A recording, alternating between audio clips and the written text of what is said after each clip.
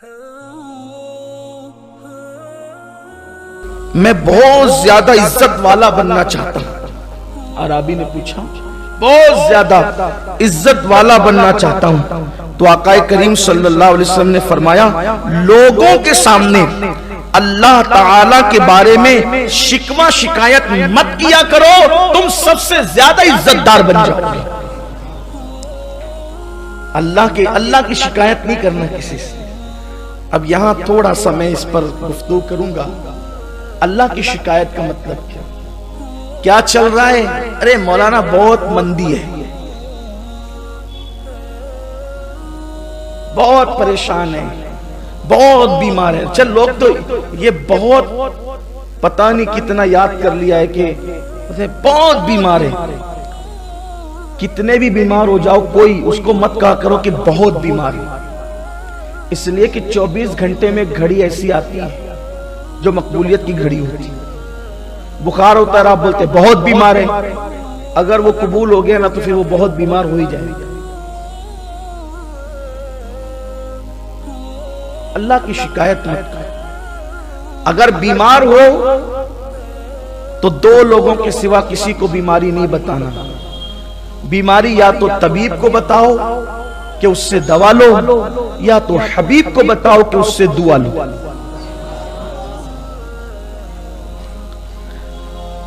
लेकिन लोग इसका ख्याल नहीं करते। और ये भी है, भाई आप ड्यूटी पे क्यों नहीं आए? तो बोले बीमार हो गया। आप फला जगह क्यों नहीं आए? तो बोले बीमार हो गया। आप शादी में क्यों नहीं आए? तो बीमार हो गया। और आज जनाब बीमार ही नहीं थी। तो जो बीमार ना हो और वो कहे मैं बीमार हूं, तो गोया उसने अल्लाह पर बोहतान बांधा, क्योंकि बीमारी तो अल्लाह देता है। तो अल्लाह ने बीमार नहीं किया, फिर भी वो कहता है कि मैं बीमार हूं। तो कहा कि अब तू ऐसी बीमारी में मुब्तला होगा जिसका कोई इलाज किसी तबीब और हकीम के पास नहीं होगा। इसलिए कभी झूठ मूठ का बीमार नहीं बनना। अगर औरतों तक भी बात पहुंची तो उनसे भी कहता हूं कि झूठ मूठ के बीमार नहीं बनना। ठीक है, नहीं आए। मखलूक को राजी करने के लिए खालिक को नाराज लोग क्यों करते हैं? कभी नहीं कहना कि बहुत बीमार। अब बीमार थे, चले ठीक है। बल्कि हमारे बुजुर्गों ने तो क्या अपने आप को बचाया है शिकवे शिकायत से। एक बुजुर्ग थे, अल्लाह के वली थे। एक दिन उन्होंने उनकी बीवी को कहा कि मैं तुम्हें तलाक देना चाहता हूं।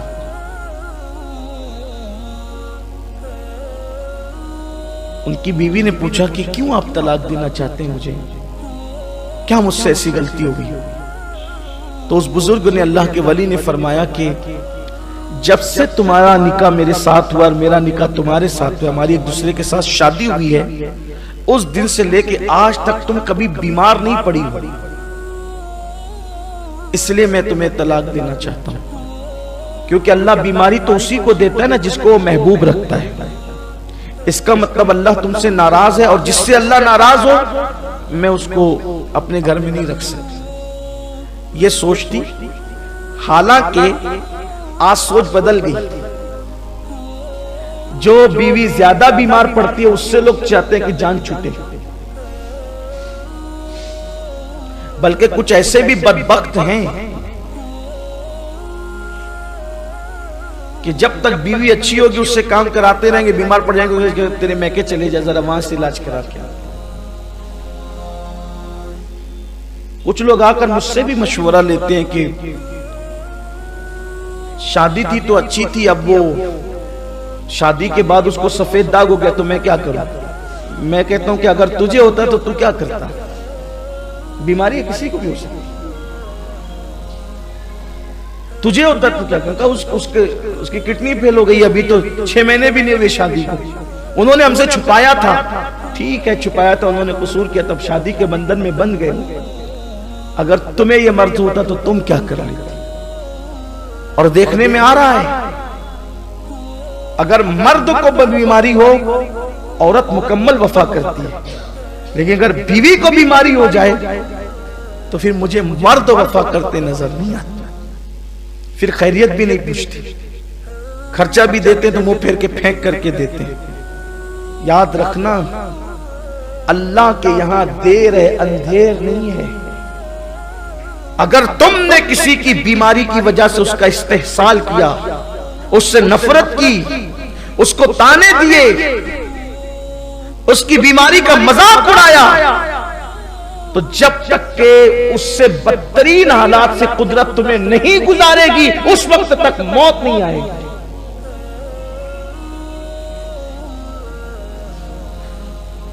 बीमारी पे लोग तलाक देने की बात करते हैं और वहां बीमार नहीं है, वो अल्लाह की वली कहते तुम बीमार नहीं पड़ती, इसलिए हो सकता है कि तुम मनहूस हो। नहुस तो बीमारी तुम नहीं। कुछ लोग भी कहते हैं ना, बड़े होशियार, माशाल्लाह हम तो बहुत मस्त है, मजे में, हमें बीमारी नहीं पड़ते। जा भाई,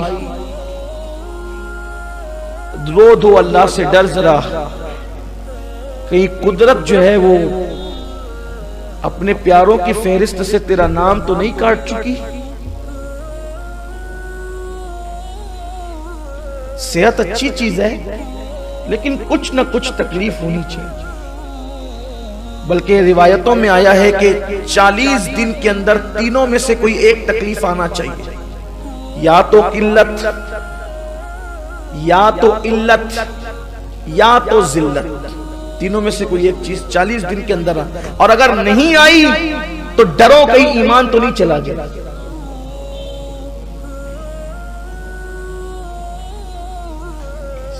सर दर्द हो, बुखार आ जाए, बुखार तो बड़े मजे की चीज, और सर दर्द भी।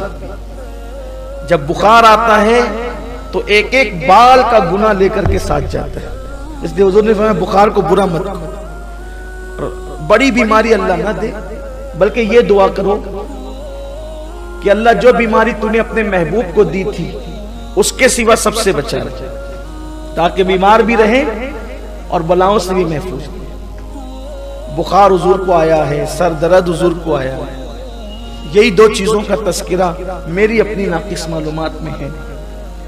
और कभी किसी मौके पर कमर दर्द की तकलीफ भी मिलती है, लेकिन ये दो चीजें बड़ी मोतबर है। बल्कि एक बुजुर्ग के सर में दर्द हुआ तो उन्होंने शुक्राने में रात भर नफिल अदा की, मौला जो बीमारी तूने महबूब को दी थी वो मुझे अता फरमा। तो 40 दिन में तीनों में से कोई एक चीज आए, क्या? किल्लत, यानी कुछ पैसों की कमी महसूस हो, कुछ तंगदस्ती महसूस हो, चीजों की कमी महसूस हो, यार ये होता तो थोड़ा सा अच्छा होता, इसको कहते हैं किल्लत। कुछ चीज कलील पड़ जाए, किल्लत। इल्लत यानी बीमारी हो, अलील हो 40 दिन के अंदर। या फिर जिल्लत, कोई दुश्मन आपको जलील करे, आपके खिलाफ बकवास करे, बातें करे और आपकी इज्जत पर हमला करे, तो उससे भी जो दिल पे चोट लगती है ना, वो अल्लाह के करीब करीब।